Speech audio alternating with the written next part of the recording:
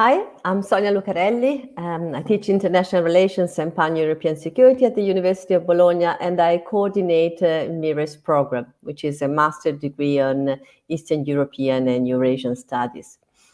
I'm here for our second meeting, unfortunately, on the Ukrainian war, and I'm supported into this reflection on what's going on and why, by a group of colleagues, experts on different aspects of this war.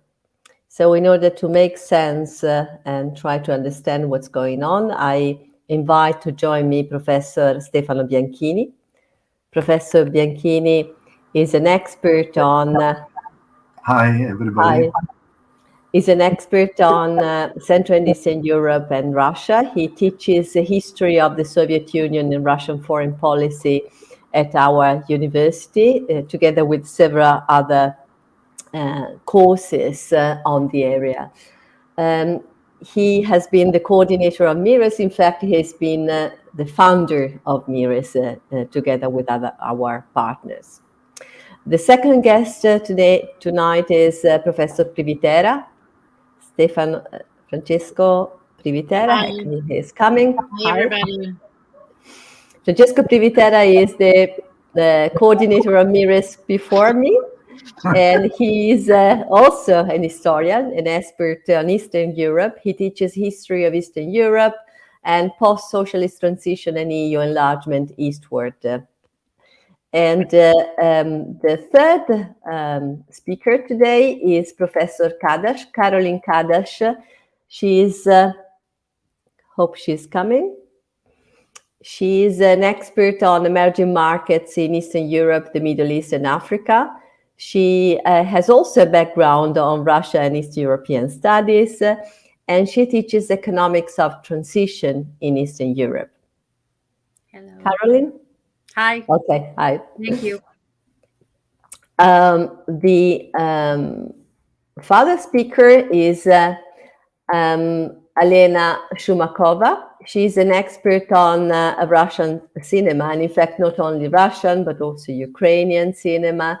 She is a counselor to the Biennial of Venice. She is really an expert on Russian cinema, so that she teaches media, Russia, and Soviet cinema at our university.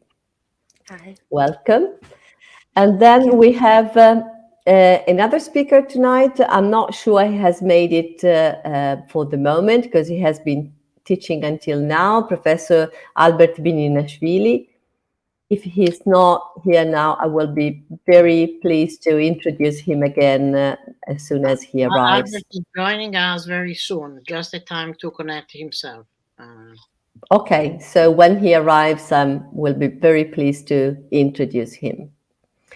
So I thought of this composition of the group tonight because it's variegated. We have historians, we have Alena, who is bringing a perspective that is usually overlooked, the cultural perspective, and I think it's very important to introduce this as well.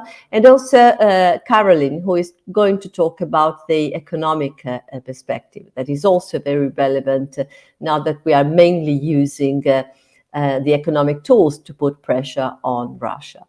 Albert Bininachvili will bring a perspective from Central Asia and the Caucasus, of which he's an expert.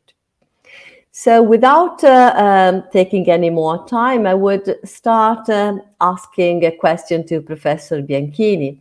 And as an expert on the area, a very simple question that everybody still has in mind: how did we get here? What happened? How do you explain what has occurred? Well, if we have to think about that, we have to go back at least to the moment when Soviet Union collapsed, and at that point, there was immediately already at that point the issue how to recognize and under which borders to recognize the Soviet successor states and particularly in the relations between Ukraine and Russia, but also with other republics, by the way. I have just to remind that Boris Yeltsin, at the time who was the president of Russia, already after the failure of the coup d'etat in Russia, he mentioned the need of reconsidering the borders among the republics of Soviet Union in case some of them will become independent. Then he withdrew this sentence because this sentence created immediately a reaction, a negative reaction among the other republics, and particularly Ukraine, Belarus, and Kazakhstan. So this is one key point that shows some sort of continuity in a certain way of thinking the framework, the Soviet framework. Another aspect is related to the fact that NATO promised not to expand militarily in the Eastern Europe, but then this promise was not implemented. Yeltsin again protested vehemently during the 90s about this issue, and a negative reaction also occurred in Russia when NATO attacked Serbia and Montenegro because of Kosovo. It is also true, however, that when Putin became the president of Russia, there was a period, at least until 2004, 2005, when the relations between Russia and the European Union particularly improved significantly. I remember a friend of mine who was a member of the European Parliament from Lithuania. He was particularly surprised by the fact that Putin didn't raise any specific negative opinion about the inclusion of Lithuania, Latvia, and Estonia into NATO, for instance. In that period. And even when Prodi visited in 2004 Russia, his famous speech, the Tretiakov Gallery, he spoke about the fact that the euro could have been a currency, an international currency that could have been used in the trade transactions between Russia and the European Union. Then all that vanished for several reasons. First of all, because of the war against Iraq, for instance. Then secondly, because I'm speaking particularly about the, in this case, the perceptions that increased in the leadership, in the Russian leadership, after the war in Iraq, the decision of the Bush administration to locate rockets and missiles in Poland and the Czech Republic, that the leadership of Russia perceived as a threat against Russia rather than against Iran, as this was the narrative of the Americans. And then there was the decision of Saakashvili to attack Abkhazia and Ossetia under the framework of the colored revolutions that already were seen as a threat in Russia. And this is, and after this, the situation went worse and worse, particularly with Georgia first, but also with Ukraine, because in 2008, the Bush administration proposed to include Georgia and Ukraine in NATO, and only Germany, France, and Italy opposed, and for this reason, the event didn't occur. But from that point onwards, the relations with Russia declined sharply.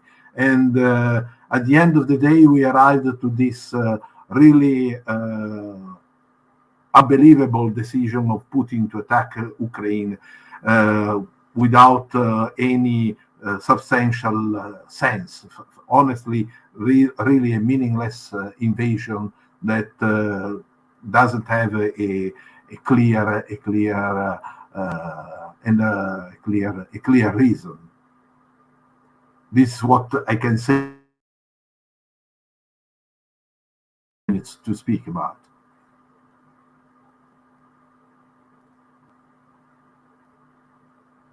it is possible to identify a transformation of Russian foreign policy throughout the years that point to a growing attention to the neighborhood, the former Soviet space, a certain attention to the areas culturally inhabited by Russian-speaking community, the so-called Ruski Mir.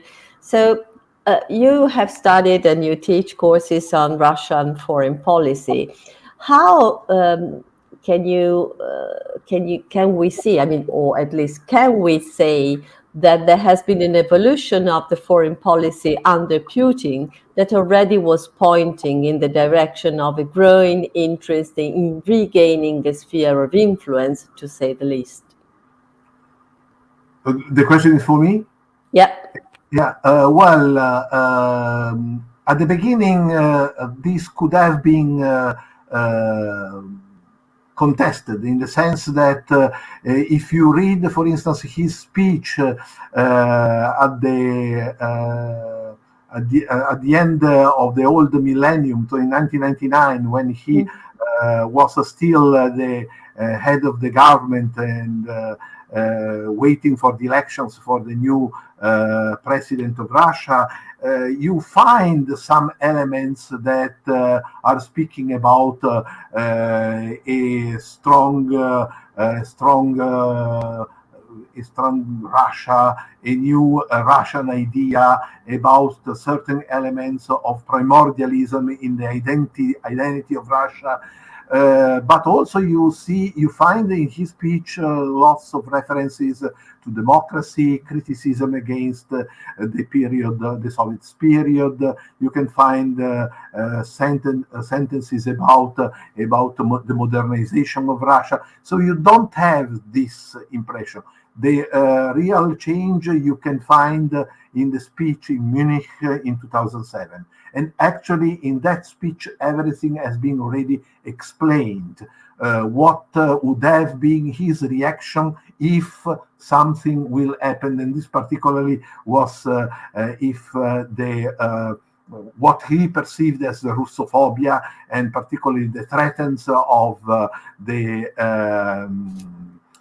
towards the former Soviet area, with the exception of the Baltics. He didn't speak more about the three Baltic countries, despite of the fact that great concerns grew up in these republics, but he was mainly referring to the CIS countries, so from Belarus, Ukraine to the Central Asian countries.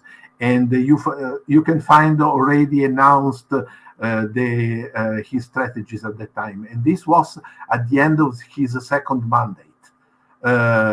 We have to remember that the decision about the recognition of the independence of Abkhazia and Ossetia was made by Medvedev, when Medvedev was the president of Russia and Putin was just the prime minister, but the decision was the president. So this is just to explain that there is some sort of vicinity of divisions between among the leaders of Russia at that time, and even in the years to come, when they had to raise the issue of this of their own security and the control of the sphere of influence related to the CIS. By the way, in 1994, Migranian, who was a consultant of the president of the Republic, including Yeltsin, and who came also to Forlì to visit us during one of our conferences about Russia that we were organizing with the Garzanti Foundation at the time, Migranian, who has been educated in the United States, explicitly criticized both Gorbachev and Kozyrev at that time by saying that they forgot to insist on the fact that the CIS is the area of influence of Russia, as well as Latin America is and was considered within the Monroe Doctrine, to such an extent that he explicitly said Russia needs a Monroe Doctrine applied to the CIS area. And to a certain extent, this idea remained encoded into the foreign policy of Russia since then.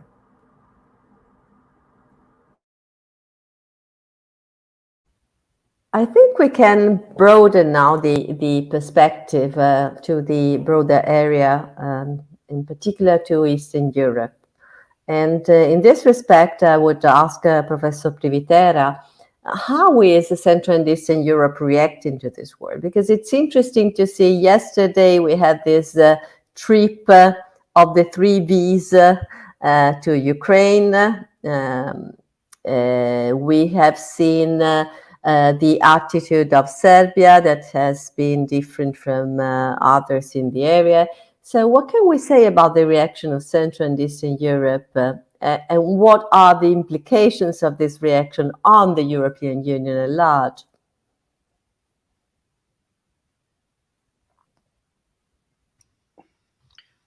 Well, if we are thinking about the European Union, we can say that, yes, formally, the European Union stand up in a united manner, facing the war, and apparently everything is how to say managed on the basis of a strong, serious coordination by the member states within the Council and the Commission. What happened yesterday, for example, the visit by the 3 prime ministers, the Polish, the Czech, and the Slovenian one, to Zelensky, well, reactions have been very, very cool, I would say, in the sense that apparently it was not negotiated with the Commission, was not negotiated with the Council. Whether the 3 prime ministers told that they would report to the Council, to the next Council, about the content of the meeting with President Zelensky. Apparently, it was such a visit has been not positively welcomed by the how to say authorities of the Union. Chancellor Scholz yesterday told, okay, anyhow, we agree about such a visit as a contribution, as a strong contribution, but in fact, apparently, this is more, how to say, a diplomatic way of speaking than saying something. So that is how to say in favor or strengthening the role played by those countries. So this is one issue. There are some differences, significant differences between Western countries and East European countries. Of course, it is understandable. East European countries of the Union are very close to the war zone, and how to say, they fear also by historical reasons the possible escalation by Russia in the fights in the region in Ukraine that could then, how to say, being the occasion of attacking those countries. Honestly, since NATO has been deployed significantly in the region, I doubt about that. But anyhow, we know how a war is starting, and we don't know how a war is ending. This is, how to say, by history. The Western countries, since they have strong ties with Russia, has a different attitude, and they would like to have or to find a way to accommodate, okay, in a diplomatic manner, the crisis, and to find a way out from the crisis that would not affect significantly the European Union, especially as far as concerned the economic dimension. Since we have to take in consideration that the coming out from the pandemic had already devastating effects over the economic area, the European economic area. And, this is, how to say, the reasons of a social contrast and social constraints and a social fatigue by large sectors of public opinion, which in fact, taking into consideration that Western countries are very close to electoral waves, could have counter effects that could be, how to say, quite negative for the stability of the union itself. So it is a very delicate moment. And probably this was one of the reasons why the crisis erupted so suddenly, and many distinguished by the member states. Different position is Serbian positions, as Serbia is negotiating to join the union, but is not a member. And how to, the issue is about looking to possible legitimations, formal legitimations, in case Russia would win, as probably will do on the ground, the war against Ukraine. Which kind of legitimations will be offered to Russia as far as concerned Crimea, or as far as concerned the Donbass region, for example, as this could be a model, an example for Serbia when referring to Republika Srpska in Bosnia, for example, or Kosovo, not thinking about the reunification of Kosovo to Serbia, but at least the north areas of the country where the Serbs are mostly located. So the European Union is a bit, how to say,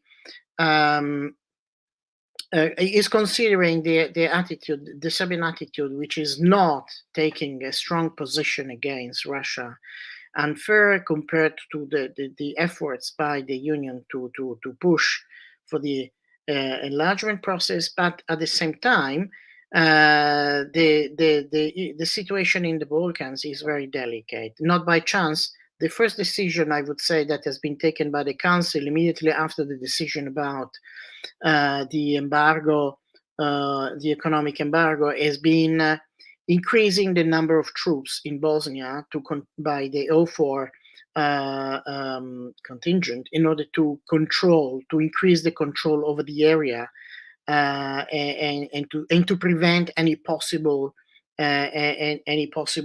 secessionist attitude by, for example, Republika Srpska. Indeed, a very challenging situation. And in terms of enlargement, Francesco, Ukraine is asking to become a member of the European Union quickly and smoothly. But we know how difficult it is. There is conditionality, high conditionality. It has been painful for the new member states to adapt to the acquis communautaire. And so how do you see this? Do you see this anyhow possible? Well, being honest, I would say it is extremely difficult that Ukraine could join the European Union in the foreseeable future. The technicalities are very, very complicated. Usually, a country takes more or less 10 years to fulfill all the process for the complete integration into the EU, into the European Union. But in the case of Ukraine, of course, we have to take in consideration that there were no conditions before the war, and the situation will be worsened than at the end of the war. Then, of course, the main question was, since the very beginning, how to combine, how to say, the will by some of the member states to enlarge towards Ukraine, where the others were very reluctant, and this was mostly the case of Western countries. I'm not referring only to France or Germany as usual, or Italy, but also Spain, Portugal were very reluctant in terms of enlargement towards Ukraine. But it is, of course, how to combine the enlargement with how to say, peaceful and profitable relationships with Russia. And this was since the very beginning the main problem, since the neighborhood policy was launched in the 90s and then in the 2000s. Was there were many attempts to find a compromise, to find a way in order to make possible at least to create a cooperative environment in the region. In the end, as the neighborhood policy failed, and as how to say, it was impossible to find any type of agreement with Russia in terms of cooperation in the area, I would say that it will be very difficult for the European Union to enlarge in the current conditions, as this will be considered by Russia as something that could be very provocative in this respect. So I don't think that this will be, at least for a foreseeable time, the right answer. Whether, of course, symbolically, the parliament has already voted in favor of the inclusion of Ukraine into the Union and so on and so forth. But you can stay in the limbo of negotiations for decades, like it has been the case of Turkey, or like it is the case of Bosnia or Kosovo and so on and so forth. So this is a very delicate issue where, in fact, it is not only the willingness or not by the Union, but is the international context that is very complicated. And I don't think that there are the conditions for a positive outcome in this sense. Thank you very much. So we are reflecting on the role of the European Union and the Europeans, and we know that the cohesiveness that we have seen so far might, vanish in case the Europeans have to pay what would be considered too high prices, too high cost coming from the sanctions. So here I come to Professor Kadas with a question for her.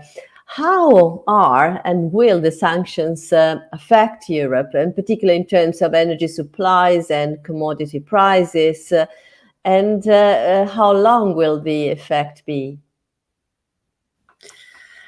Well, thank you for inviting me, and I'll try to answer your questions as best I can, although there's a lot of uncertainty, of course.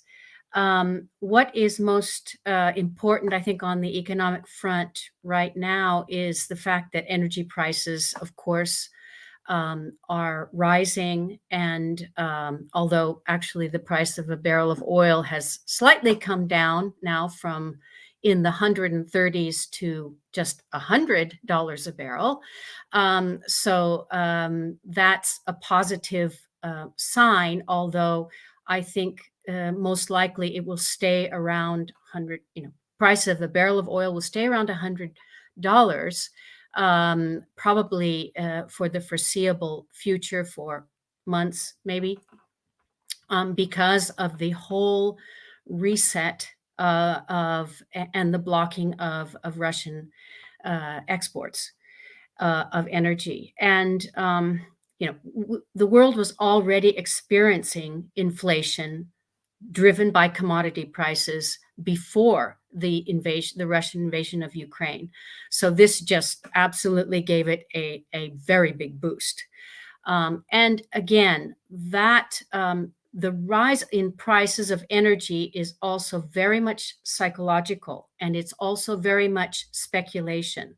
So when markets are turbulent, especially emerging markets, you have an overall rise in prices and a shift. The problem is long term that Ukraine and Russia provide 30% of the world's wheat, 15% of the world's maize, and 75% of the world's sunflower oil. So these are core commodities, and the prices of those commodities will remain high as long as the conflict goes on. For example, in Ukraine now, it's not possible to plant, and it's not possible. It will not be possible to harvest. So these are the kinds of phenomena that are going to keep inflation quite high in the foreseeable future. And we in Europe, in the rich countries, we are truly not as affected by this inflation. But my real worry is the emerging countries. So we can have a scenario such as in the years following the big financial crisis, 2008 and 9, when the knock-on effects of high commodity inflation very much affected and destabilized poorer countries. And this is the long-term effect that I see.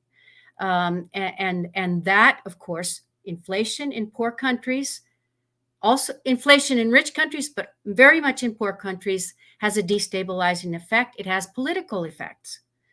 So we had, in fact, in 2011, the Arab Spring. So revolutions in many countries. And those revolutions were sort of like boiling pots that, when populations were then affected and pushed to the edge by high food inflation, they erupted. So this is the danger that I see that could repeat itself in a global context. And as I say, I do believe that rich European countries will, basically adjust. The European single market is very strong, very diversified. Also in energy, this is going to be very interesting going forward, how European countries will divert their energy supplies away from Russia. They are already actively and very frenetically doing this.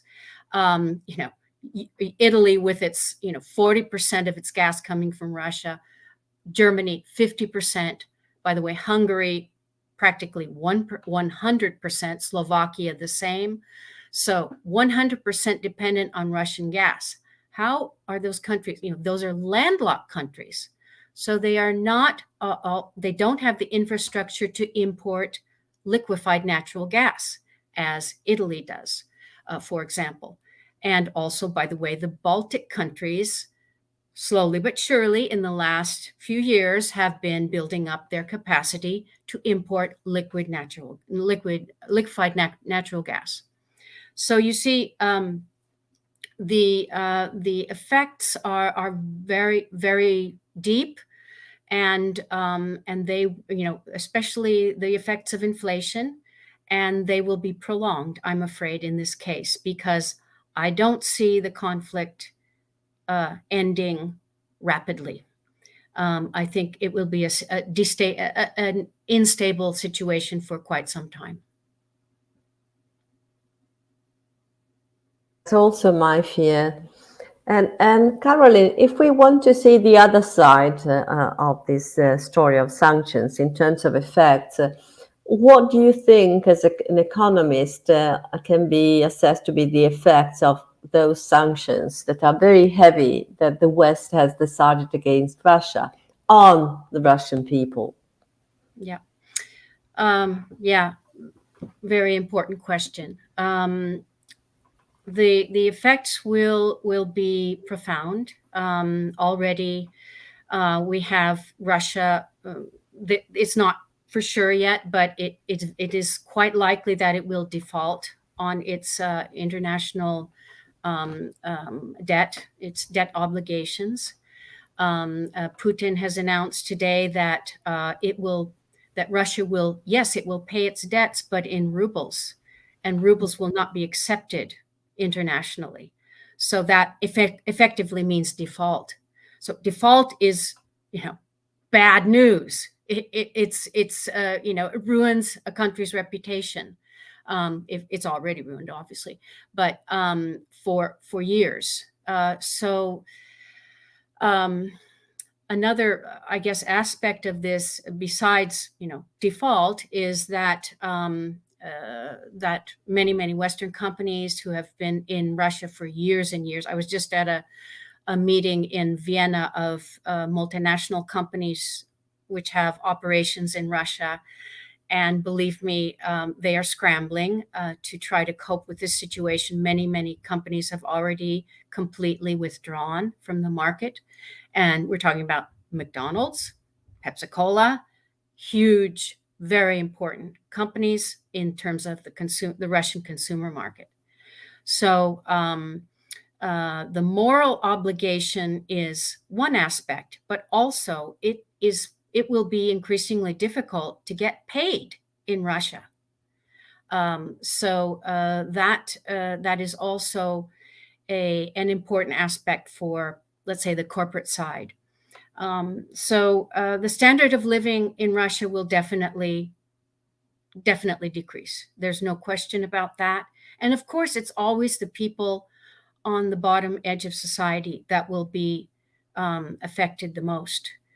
Those people, on the bottom, like pensioners on fixed incomes, and so forth. So you have aspects such as imports of medicines, which I guess so far have not been curtailed, but many other imports of vital, certainly technology, will be absolutely cut off. Now, of course, Russia has been building up its trade ties with China, and and it also has been, since 2014, it has been implementing import substitution. So it's been manufacturing and producing many formerly imported goods, imported from, let's say, Western Europe, for its domestic market. So substituting those imports with domestically produced goods. But this will be a much more profound change for the Russian consumer, absolutely. And of course, then there are all the sanctions on the oligarchs. I personally think that Russian oligarchs have a very wide network of options. They will shift their wealth to other areas. And I don't really think that there will be that much effect on society from these sanctions on the oligarchs. I think it's the poor sections of Russian society that will be hit the most. If we have time, it will be interesting to go back to the Russia-China relations, also in economic terms. I think it's a very interesting aspect. And now getting to the an aspect that we have been, as Western public, in my case, not expert on Ukrainian culture, not expert on the cultural relations between Ukraine and Russia. So for this reason, it's very interesting for me to have here Professor Shumakova.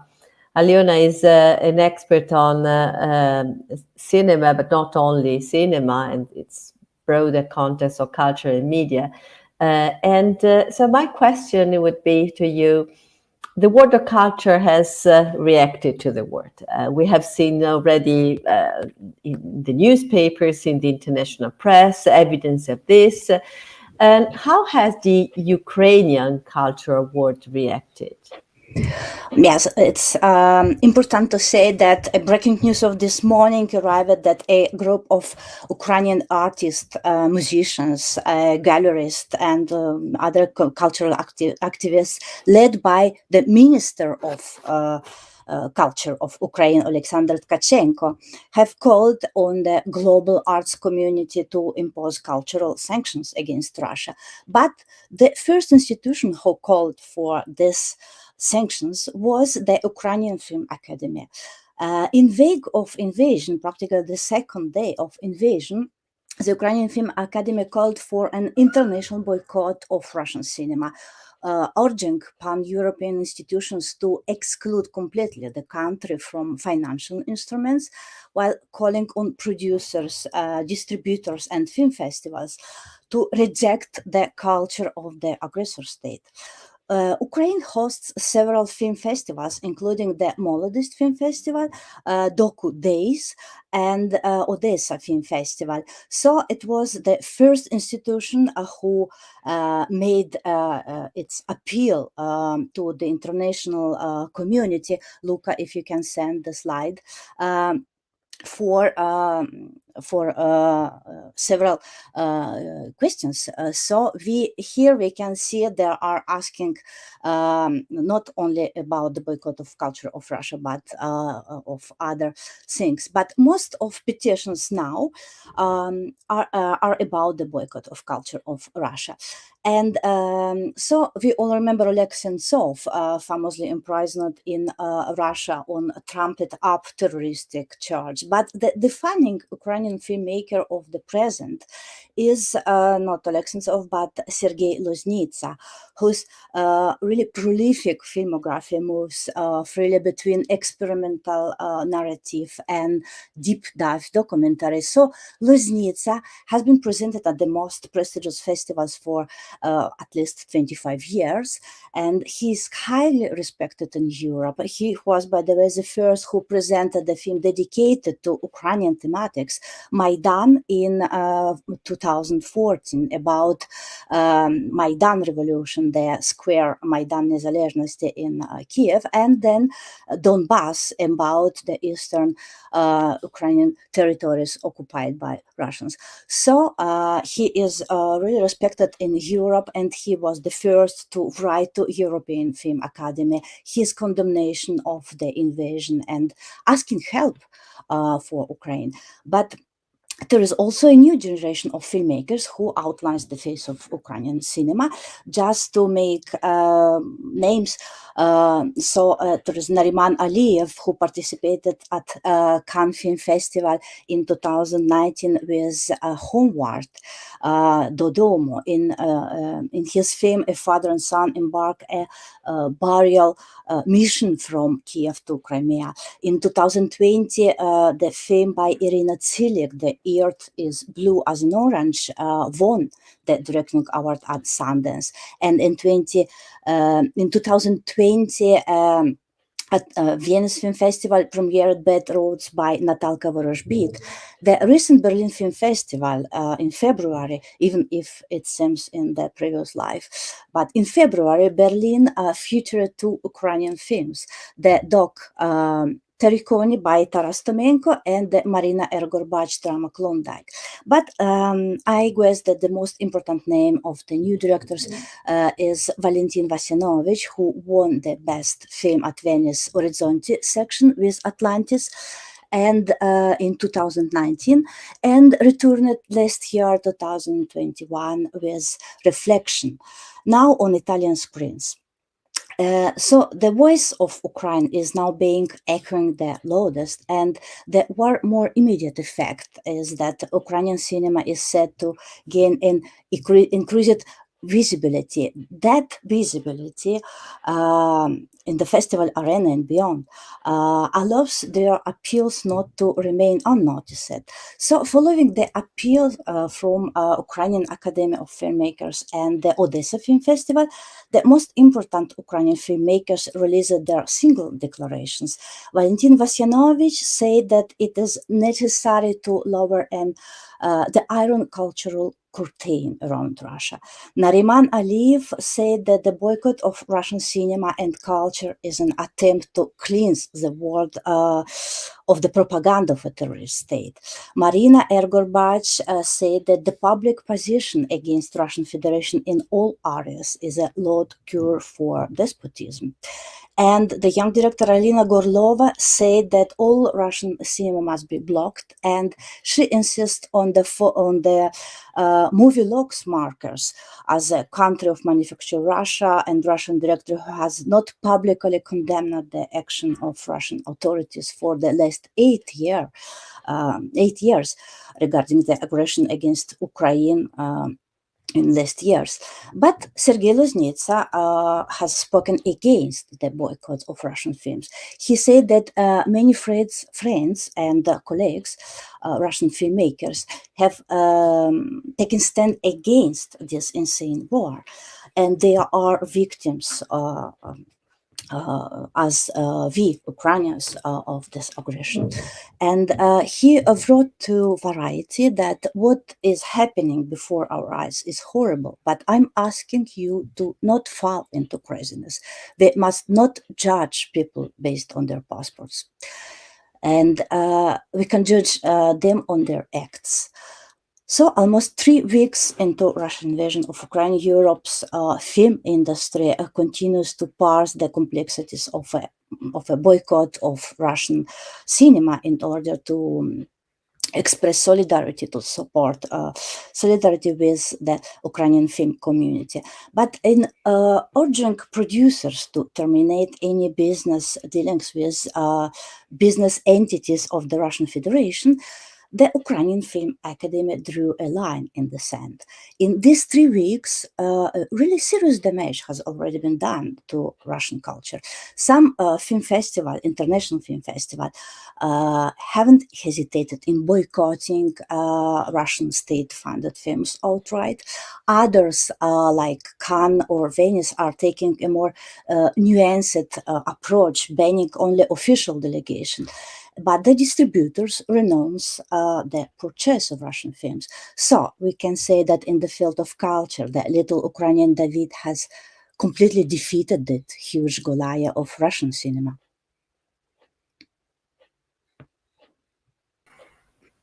Thank you very much, Alena. It's a very interesting perspective because it's something I mean, the large public is not aware of. And in this respect, however, to what extent, to the contrary, could cinema be a sort of soft instrument of power? So how it could mediate, how we could reach out. I mean, I perfectly understand that in a country like Russia, where power has been centralized and control over media has grown, it might be difficult to find free media, including free movie makers. But at the same time, it's the cultural world. It's an area of intellectuals that could be potentially free and have free minds. And if we isolate them, we lose the possibility of using the instrument of cinema, on the contrary, to create bridges. So it's true, but what I can see now that this damage to Russian cinema is really heavy, but Ukrainian cinema has been explaining us the things about the war since 2014. I mean, the war started in Donbass area, but in eastern Ukrainian area. But now the Ukrainian directors have formed public opinion regarding the events in eastern Ukraine, even in the past. And now Ukrainian cinema aims not only to influence, but to directly damage the enemy, because the Russian cinema is seen as an enemy now. And if I can reconnect to the question what Professor Kadas reported before, the sanctions that Ukrainian Film Academy asked for Russia. It's a reality now. In only 2 or 3 weeks, the swift and sudden isolation of the Russian film industry comes on the heels of years of concerted efforts to bolster its global profile. So, for example, the important professional meeting Series Mania, a festival for serious productions, announced that Russia's state-backed film promotion body Roskino would be barred from taking part in the international TV showcase. Also, MIP TV, which is another important meeting for TV producers in Cannes, MTV organizer ruled out a Russian presence in the April. Disney, Warner Bros. And Sony Pictures say they will be pausing all theatrical releases in Russia, and cinemas in Russia are bracing for an immediate future without Hollywood tentpoles. It happens in a country where Hollywood production, Hollywood films typically account for around 85% of overall box office revenues. So industry observers are warning of potential box office catastrophe in Russia. And another question concerning to sanctions is that the ongoing sanctions will mean that Russian distribution cannot anymore make payments to a rights holder in the West in order to acquire films. They can pay only in rubles, and so the pipeline of new films might soon dry up. And the production of film, the sanctions jeopardized the production of outer films, and co-production with Europe was one of main instruments, and it's basically doesn't exist anymore. Everything that is somehow connected with Europe is either on hold or already cancelled. So European funding agencies are freezing financing for Russian projects. And most of the films created in Russia, most of the independent films, these independent films, film production companies were done with the help of Ministry of Culture, but the help of Ministry of Culture today means exclusion from the film festivals that are actually a start-up for film promotion. The other part of the film promotion is the European sales agent, and they are facing tough moral and also financial dilemmas about Russian titles on their slates.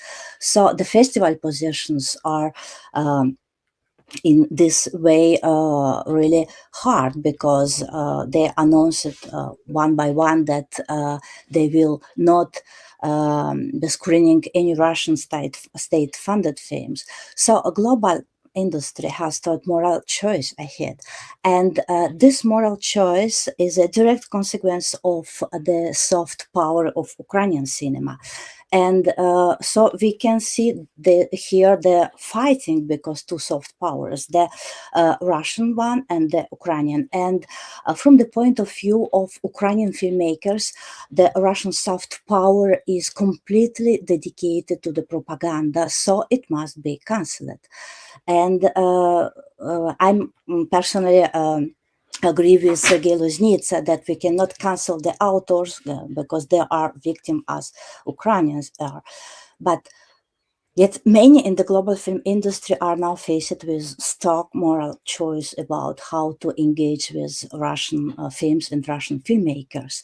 And this such difficult moral questions have underpinned Russian cinema dating back to the Soviet era. So for decades, Russian filmmakers have grappled with how to live with, confront and make art under repressive system. There will be an undeniable damage to all Russian films, most, if not all of them, likely to be banned. And so we can see that the soft power of Ukrainian cinema formed the public opinion, and this tool is not anymore available for Russian filmmakers. Thank you very much, Alena. And now, after this very interesting round of interventions, unfortunately, Professor Bininachvili has technical problems connecting to this webinar. And so I will pass on to the questions that have come from the public. I read them. Milad, yesterday, and I read them all, and then you pick and choose what you want, okay? Milad, yesterday, while delivering a message to English Prime Minister Johnson, President Zelensky stated that, he quotes, for years we have been hearing about the alleged open door of NATO, but we have also heard now that we cannot enter. This is true, and it must be acknowledged. Lavrov commented positively today on this development. Could this lead to Ukraine renouncing its bid to NATO membership, possibly allowing it to join the EU further down the road? Second question by Giuliano. Is there a way we can stop Putin continuing changing borders in Europe or the EU in the future? Can sanctions work, or could there be other ways? Paolo, I have a question regarding energy security of the European Union. Do you think that the fact Russian army has repeatedly shot, I can't pronounce it, Zaporozhye, Stefano, Zaporozhye, no, I can't. The nuclear plant. Zaporizhia. Thank you. Something that you don't do in areas where nuclear plants are present is an attempt to undermine the nuclear energy program of the European countries. That's also a possibility. And then Giuliano again, do you think that Russia is in the future could try to take control of Suwałki? Sorry, I can't read it. I have to change glasses. Okay. Suwałki Gap to connect Kaliningrad and Belarus, or invade Klaipeda. Who do you think will come to power after Putin? Well, it's many, many questions, and it's probably the last one is the impossible one. So just pick and choose what you want. I throw there also some another curiosity that I have, probably is mainly to Carolyn. This China-Russia relations, we know that the relationship has been enhanced in the past years, particularly since 2014-15, and strengthened also just a few weeks ago during the Olympic Games. But we also know that China needs the West. It needs the liberal order. It has grown because of the liberal participation to the liberal order. And for China, Russia is not an alternative to the liberal order. So risking to be boycotted itself, if it helps too much Russia, is also a risk in itself. So I wonder, from an economic point of view, what can you say in terms of the interests of China? Because China looks to be very much undecided these days. It has not approved the UN sanctioning, blaming of the intervention. It has only abstained. It's entertaining a dialogue with the West. It said it will not send weapons. We don't know, it might. But at the same time, it's supporting sovereignty and the respective sovereignty of countries. Not clear of which ones, but then. So it seems to be a bit in the middle, captured also from the fact that it depends on the West. Yes. As well. Yeah. No, I think China is in a very, very difficult situation right now, because it is committed because of the recent trade conflicts with the United States and also with the European Union. China's trade with the European Union has very much decreased in the last recent years, as it has, of course, with the United States. So it has to, at the same time, be symbolically a friend to Russia and support Russia economically, and that it is fundamentally a support for Russia in now that Russia is going to be closed off, except to China. But at the same time, you're right. It absolutely needs access to Western markets. This is the lifeblood of the Chinese economy, is exporting to Western markets. So it's walking a tightrope right now, I would say. And it probably, I'm not a China expert, but China is conflict averse. And it historically it avoids military conflict, and I think I think that's safe to say. So but it cannot openly condemn, obviously, this Russian invasion of Ukraine. So it's really in a very tight spot, and I don't, I think it will just patiently wait until things settle down. That's the oldest trick in the world, to wait. And but it will feel definitely all these effects, inflation, a change in geopolitics. China will very much feel that as well. I give the floor to the other speakers.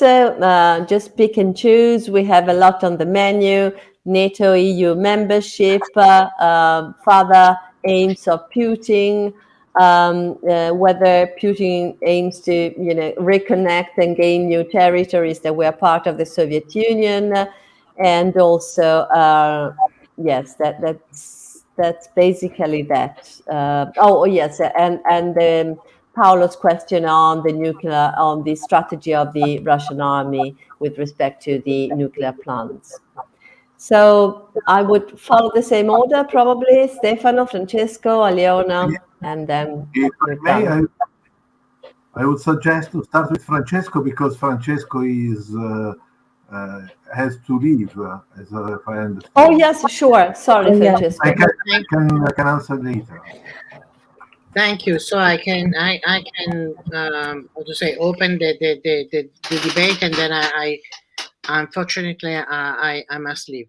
Anyhow, yes, I tried to combine a bit some of those questions as first of all, yes, it is true that it was told to Ukraine about the possible enlargement by NATO and so on and so forth. It was, I would say, mostly something related by US policy than EU policy. Okay, European member states were not so keen, not so in favor of enlarging NATO eastwards in post-Soviet countries. One thing is speaking about the current member states as how to say this is part of, how to say, it has been considered as part of the enlargement process, being a part of the Union and being part of NATO. But differently, it is a different case when speaking about post-Soviet countries, okay, the successor state of former Soviet republics. So I would say that it was, in this case, it was a terrible mistake by the West and by the US not to being honest enough to say Ukraine that this was not a real opportunity, a real chance. On the other side, okay, I may understand the rhetoric by President Zelensky. Otherwise, it is a bit naive, since how to say, also the Ukrainian leadership was aware about the fact that entering NATO would be extremely risky. And complicating relationships with Russia. As far as it is the EU, okay, not entering NATO doesn't mean that there are more chances to enter into the Union. Again, there are no other conditions to do that.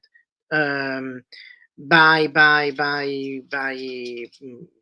how to say, political conditions, international conditions, and so on and so forth.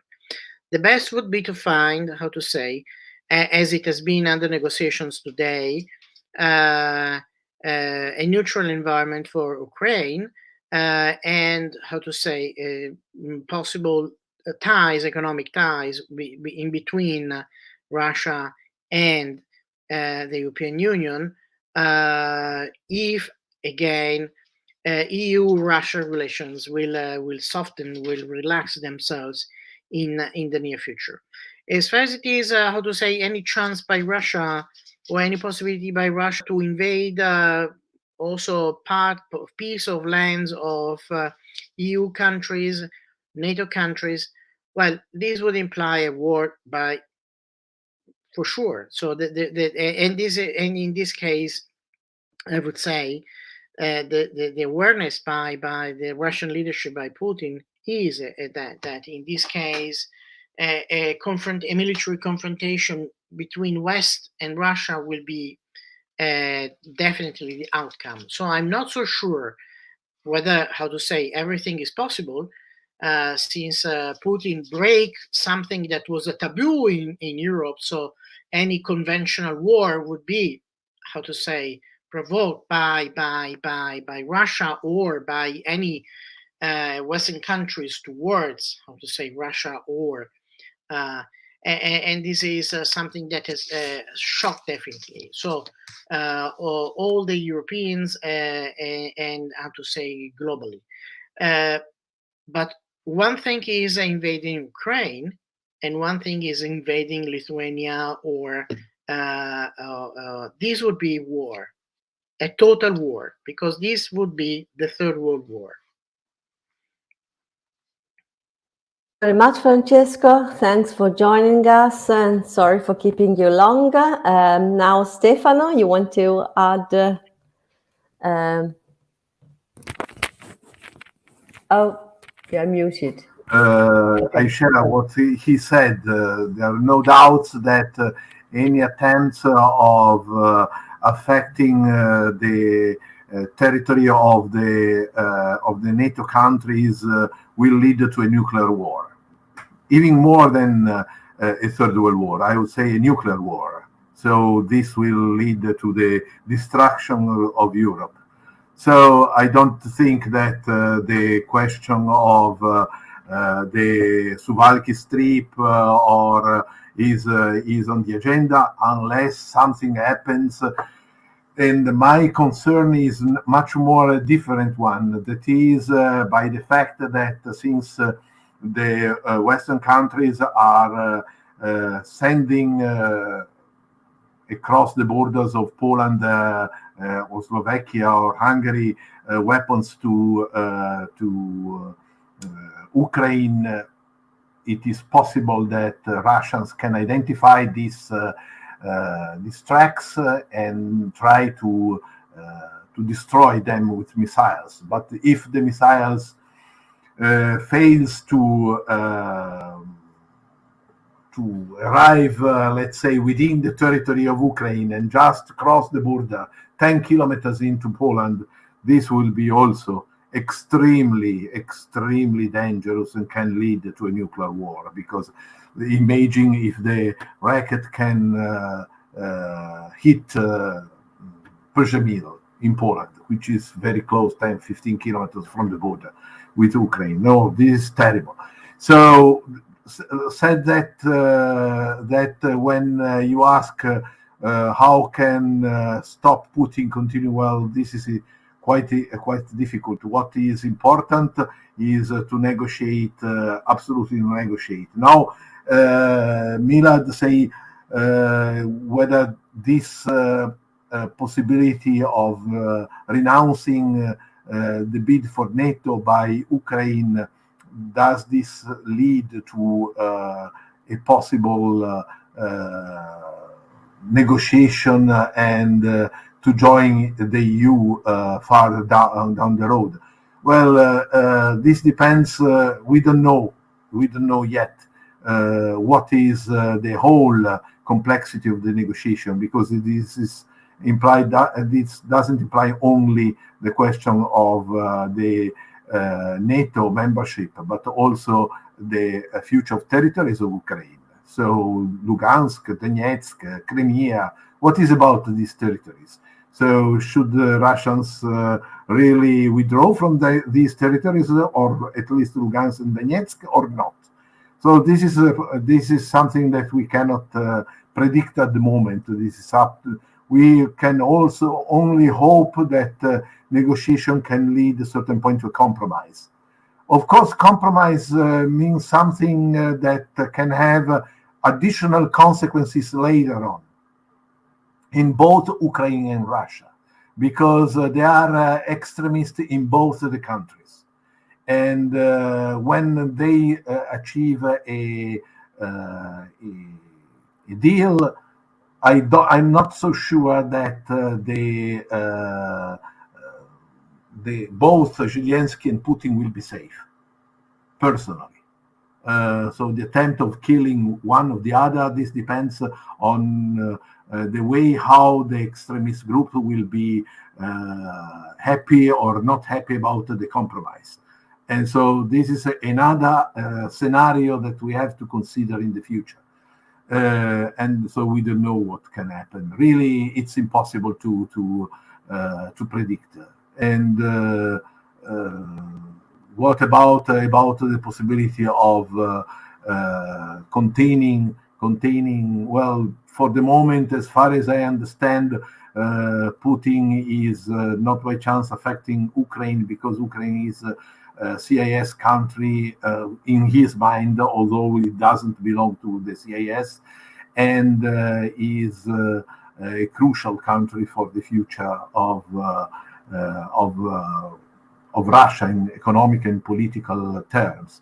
So it is difficult that he will threaten NATO countries directly.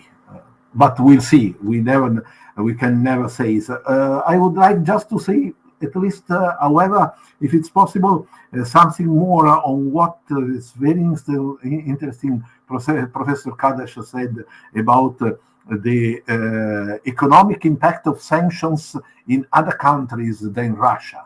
Because about Russia, okay, it can be default, can be, but Russia survived already a default in 1978. So I think that Russia can resist even a new one, although this will have a great impact on the standard of life of Russia. But the impact is to be considered in other countries. So, for instance, I read recently that India, not China, India was considering to buy Russian gas. And India would like to do this on the basis not of dollars, but on the basis of rupees and rubles. Yesterday, there was an uprising social uprising in Sudan, because the cost of the bread grew up 40%. And this was exactly because of the difficulties in importing wheat from Russia and Ukraine. So I know that, for instance, in lots of areas, social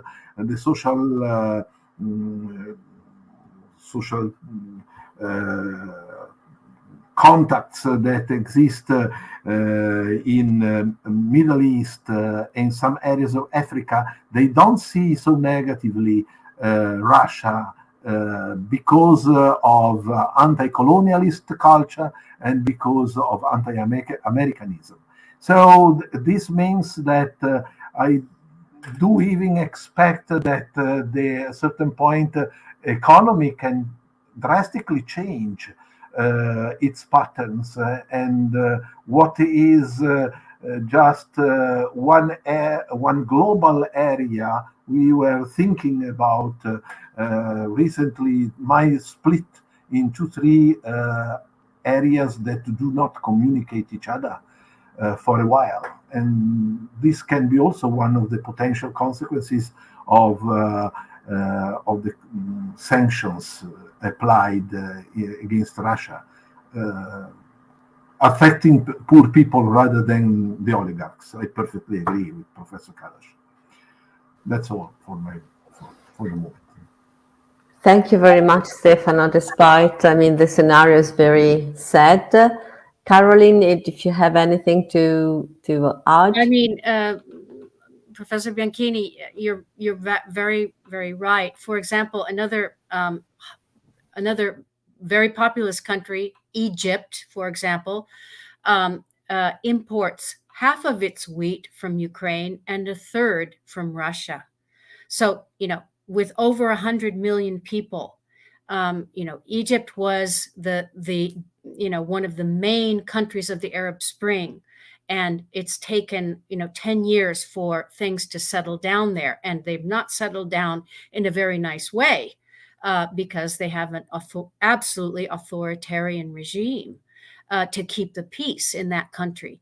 So this can be repeated in so many other countries in the Middle East and Africa because of this destabilizing effect of the rise in prices of commodities. So,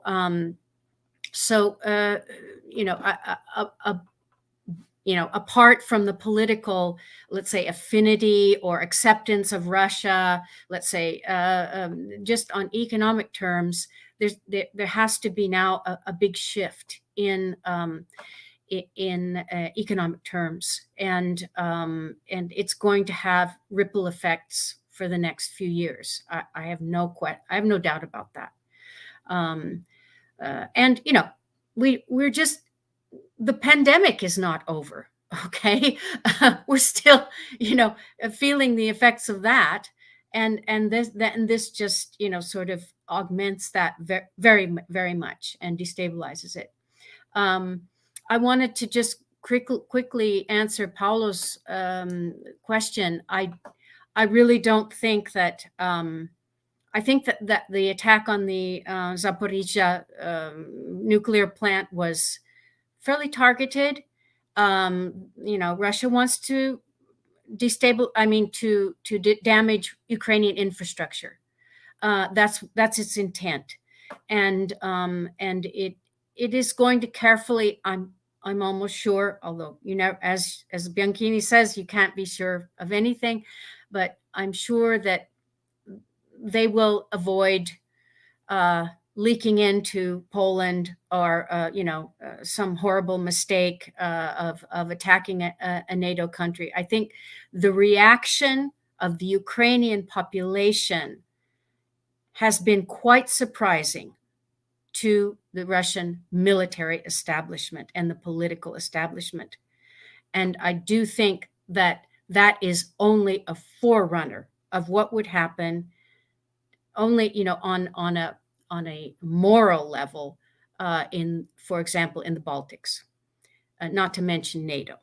So the reaction of the Ukrainian people has taken the world by surprise, and it has, it hopefully it will continue.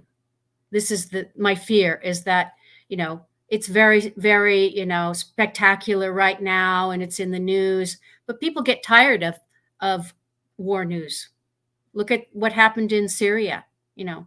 The world forgot about it, and the conflict just continued, and the lives continued to be lost. So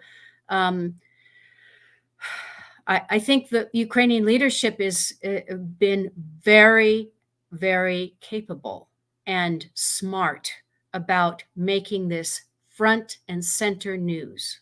And that is what they must continue to do, is pound it into the world public opinion. And hopefully pressure will work to stop the conflict. Thank you, Carolyn. And then, Leona, I thought, I was thinking how, to the large public, probably Ukraine was a very remote, faraway country, not really perceived as so European, and then people discovered the country. Yes, from one point of view, the Ukrainian people is a little disappointed now. They feel some kind of abandon from Europe. From other part, they feel very strong the support of Europe. Not only of Poland and other countries on the borders who are accepting now all the refugees, but in fact, for example, the Ukrainian people are able to even be grateful, because, for example, the last accident which happened yesterday when in the Russian state TV, which is practically an official voice of the Kremlin, one of the employer by Ukrainian roots, by the way. So she was so brave to say war and also showing some message in English in the Russian. So obviously she was immediately arrested, and the President Zelensky said so there I see that the official Ukrainian people is still dividing the people who is against the war and who is pro-war. And the question of sanctions is a little bit ridiculous, because if in USA you will forbid the caviar, as it is not a serious sanctions of or of luxury goods. Sense of meaning of sanctions now in Russia is really to bring the country to default, and Ukraine is waiting for that, because they are hoping to win this war, and the national pride and the national feeling of independence of European state is prevailing now. So this is what the Putin's forces were not expected for sure. So in this sense, I think that the only way to get out from this insane war is obviously to find some compromise. And in this sense, of course, the Europe will be on the Ukrainian part, as we are all. And I really thank the speakers to this roundtable. It has been extremely interesting. Thanks also for staying long. It's already 8:30, so it's dinner time. I wish you all a nice dinner, and goodbye to the next time. Thank you. Of course, also, I wish to thank very much Punto Europa and all the persons that of the Punto Europa team that are supporting us with this program. I'm really very grateful. Thank you. Thank you. Thank you. Bye. Thank you. Thank you, Luca. Thank you. Bye.